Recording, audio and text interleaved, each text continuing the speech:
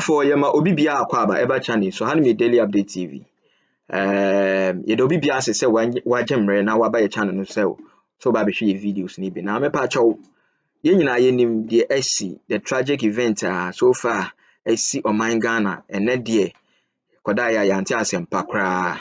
Ye nka say a bad day anyway because the besi bia no Nyankopon Allah Almighty Nyankopon Almighty knows the AC.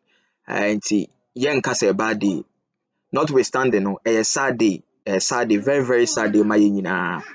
Enye easy cry at all. Na ebusua yen nyina nim say Dr. Omane Boama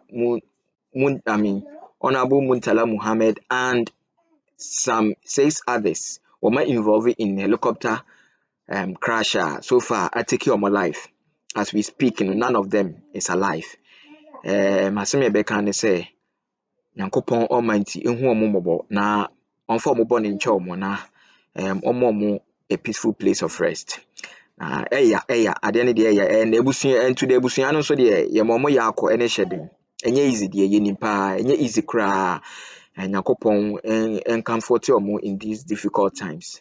Pa na ebusun me pa cho ebeka ya Tsikata na over 3-day celebration bi obe celebrate too say wetima practice law no why lawyer for 50 good years enye easy sir enti na ye be celebrate Tsikata 3 days yes was here ba be celebrate lawyer Tsikata na me pa cho upon the hearing of the demise of Honorable Muhammad Dr. Omane Boama and the 6 others or say Sunday 3-day celebration wa cancel no kra wa cancel no me pa cho eno na that screen is so no ni nyina na mabɔ ne tofa no eno na that screen is so no ntino obetime ready along but mabɔ ne tofa ntimi say ankoso biom but in all no also wa cancel the 3-day celebration no and to the busua no so de ɔbɔ mpaya ma ɔmo a wo mawu ne abusua no so de ɔma ɔmo meka say ɔhye ɔmo nkra ɔmo yɛ akɔ ene hyedin enti Tsikata epia babonten abe react to the AC no ana was say say 3-day celebration no wa cancel no me patcho ne that screen so no na me patcho the minority leader Afenyo marking so epia babonten abeka asem bi eno de ebekọ ne na yakotie we pia babonten abeka asem regarding to sir the AC na eno so twegu wie no minim say you may be wondering say na de ba de cry what may be the cause of sir crash here Kesi taking the lives of these dignitaries ni important Ghanaians so far they on mining in aba shock no minim say obebisa expert Pia Babontin yes aviation expert or Pia Babontin the possible cause and as a causes Pia Babontin minim say of interest now gemrenity and also ne hu or try adian so pa na very educative so ntimi mam ka say nyetintin yenko ne yenko tie the minority leader ne the aviation expert and also they are also people bonten because credit to TV3 Ghana.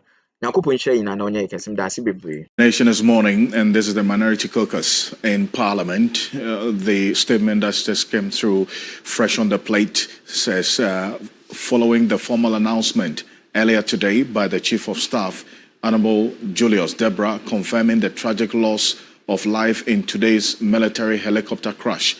This is the minority leader, says, I wish to express my profound grief and that of the minority in Parliament over this devastating accident that has claimed 8 precious Ghanaian lives, including 2 distinguished cabinet ministers and dedicated public servants who gave their all in service to our beloved country, Ghana.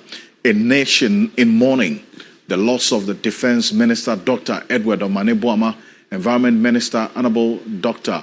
Alhaji Ibrahim Mutala Mohammed, Acting Deputy National Security Coordinator, Muniru Mohammed, NDC former parliamentary candidate, Samuel Abuaje, NDC National Affairs Vice Chair, Samuel Sapong, and our 3 valiant military personnel, Squadron Leader, Peter Bafemi Anala, Flying Officer Mane Chum Ampedu, and Sergeant Ernest Ado Mensah represent a profound human loss that touches the very soul of our nation. These were fathers, husbands, sons, and devoted patriots who awakened this fateful Wednesday morning with the noble intention of serving Ghana. Personal reflection. I must speak from the heart about two men I knew not as political opponents, but as fellow Ghanaians united in our love for this country. Honorable Dr. Alhaji Murtala Mohammed and I may have sat across the parliamentary aisle, but we shared countless moments of genuine discourse about Ghana's future. His passion for environmental protection transcends party politics, and he possessed that rare quality of listening with intention and also to understand. And Dr. Edward Omane-Boamah brought to his role as defense minister a scholar's intellect combined with a patriot's heart. In our private conversations, I witnessed a man deeply committed to modernizing our armed forces whilst preserving the values that makes Ghana's military a source of national pride. These personal losses remind us that behind every political position lies a human being, someone's beloved family member, someone's trusted friend. Condolences and support to His Excellency the President. I extend my sincere condolences and the full support of the minority in Parliament in these difficult times. Your loss is our loss. Your grief is our grief. In this moment of national tragedy, we stand united with you as Ghanaians mourning together. To the grieving families of all 8 victims, government ministers, members of the majority caucus, NDC members, military personnel, and public servants alike, our hearts go out to you in this darkest hour. To all Ghanaians who mourn with heavy hearts, know that your beloved ones did not die in vain, and also honoring their legacy. Let us honor these 8 souls by supporting our armed forces, protecting Ghana's environment, and working together for our nation's security and prosperity. Let us channel our grief into renewed determination to build the Ghana they envisaged. And also where public service is viewed as a sacred trust, and every citizen can contribute to our national progress. May their souls rest in peace, and may their memories remain everlasting beacons of light, guiding us towards a more united and prosperous Ghana. Osahin Alexander Kwamena Afenyo Markin, minority leader, signed this statement full of reflection, emotion, and a call to improve on the Ghana Armed Forces, that's equipment, and as well as their installations, and also the call to protect the environment. And remember, Marina, these persons who were on this aircraft or this helicopter that's crashed were attending to a national duty. As well, in Parliament, that statement that he made regarding the presidential jet, the status of the presidential jet, and then also what ensued in Parliament during that particular statement. And take a look at this. The presidential jet Falcon 900 EX Easy registration number 9GEXE was unavailable on Thursday, 22nd May 2025, when the Vice President returned to Ghana. The aircraft has been undergoing a 24-monthly or 1,600 flight hour inspection in France since 11th March 2025. After a series of postponements of when the jet was to return to Ghana due to risky, multifocal, massive defects identified and being worked on, the inspection is expected to be completed by 31st July 2025. And that's Edward Omane-Boamah. He is, I don't even know if to say he is anymore, but that's Edward Omaneboama. Dr. Edward Omaneboama, respectful. He was a defense minister. Unfortunate how life is so fleeting. Let's get on to Zoom right now and speak to Benjamin Owusu. He's an aviation expert, and quite a number of you have been asking questions. We're just going to try and put a few of those to him. Mr. Benjamin Owusu, I appreciate you speaking to us. A bit difficult of a time and a conversation that possibly we're having, but there are many who ask the question, how do we begin to unravel how this aircraft possibly may have gone down? You're the expert here. How does investigation even begin, considering that the entire place burned completely, bodies charred, amongst many other things? Yeah, good afternoon. Thanks for having me. It is a very sad day for us in the country. And when it comes to situation of this nature, definitely there's going to be a committee that will be set up for an investigation to be conducted. But then the aircraft itself is a state aircraft. You know, there's a difference between a civil aircraft and a state aircraft. And so obviously there's going to be an internal investigation by the military. But then when it comes to helicopters and then weather conditions, there are some factors that pose a risk to helicopters. Some of the factors are low visibility and a foggy condition. We also have high winds and turbulence. And then thunderstorms and lightning. But then in this situation, what has happened today, we're looking at the characteristic of a helicopter that flies at low level. And so looking at the weather condition, there may be a crucial visibility when it comes to safe operation. And this can lead to difficulty in navigating the aircraft. And that can lead to an unfortunate accident that happened today. And when we also consider condition of assuming there's a heavy rain or flooding, excessive rain can also affect the engine performance, which also have this water injection into the engine intake. That may lead to a power loss, reducing the helicopter's ability to sustain flight. So these are some situations that can happen to the helicopter. And so when it comes to very bad weather conditions, it makes the helicopter flying very critical. So from where you sit, you're suspecting that there possibly could have been a challenge with visibility. But considering the incident has happened, we know for aircraft, more often than not, there is that black box which can begin to help tell if there was a mechanical fault in anything.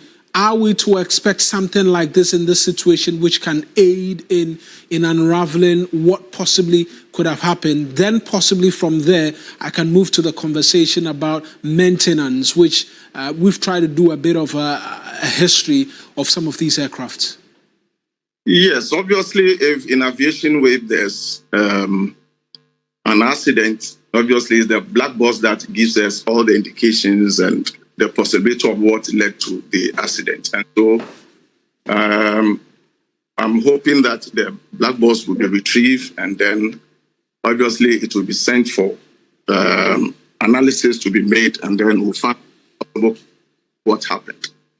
So in aviation, definitely the black box is a key thing that can assist the investigators to know what really went wrong and what led to the accident.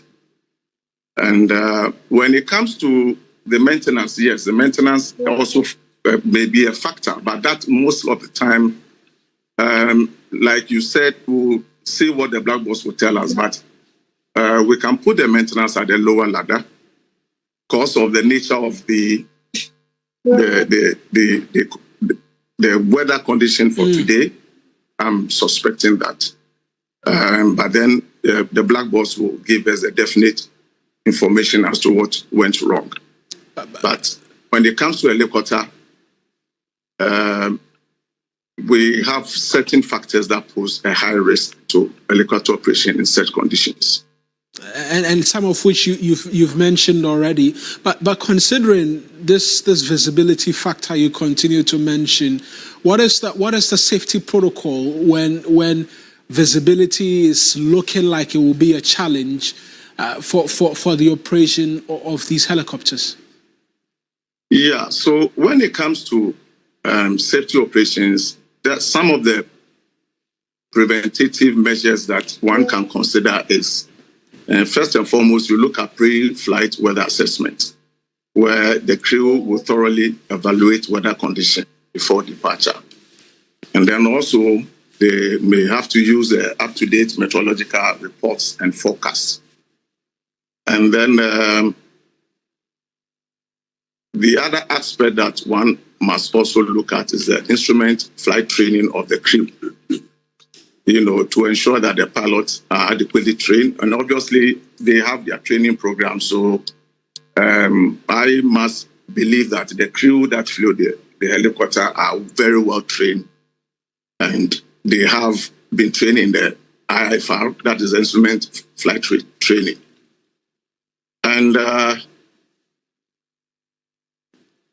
being a crew, if you look at the high risk of weather avoidance, you can also consider if, for instance, looking at the pre-flight assessment and the helicopter is beyond safe operation limits, then what the pilot would have to do is to either delay the takeoff or maybe just cancel the flight. And depending on the type of helicopter that was being operated, one would have to also consider the type of instruments that is on it, if there may be advanced avionics and safety equipment on board the aircraft. And so there are other things that, these are some of the few things that one can consider when it comes to helicopter safety operations. There's just a curious question, because I've seen people ask that just a short while glancing on social media, gauging sentiment. People ask, in situations like this, based on the eyewitness account, where amongst many other things, it suggested that the chopper was flying on a low altitude and all of that, while in the air, nothing possibly can be done. There are those who mention, is there a possibility of a parachute even being able to help save lives amongst many other things? Yeah, I mean, when you talk about parachute, I would say that's a wild card thing. Those are curious questions people are asking, and so we're seeking to set the mind. When fly at a low level, so some of the one mentioned, if we're to be a jet that is just like very high altitude, assuming that maybe this journey, the alternative route was, lease an aircraft to fly to Obuasi Airport and perhaps maybe connect by road to wherever they were going. That would have been a different situation. But when it comes to a helicopter, it has its level that it flies, and not all helicopters are pressurized. And so they fly at a very low level, not beyond 8,000 feet. So situations of this nature, if there's a bad weather condition or something just went wrong, it becomes catastrophic, which is an unfortunate situation. All right, Mr. Owusu, I'm sure we'll leave the safety concerns and others in relation to the status or maintenance for a latter date as the country continues to grieve. That's Benjamin Owusu. He's an aviation expert seeking to provide a bit more answers as to how the investigations can go, amongst many other things. Alfred, we understand the minority as well. They've been issuing a statement. They're making quite a number of demands, but they first off express the fact that, yes, indeed, the nation is mourning. Indeed. And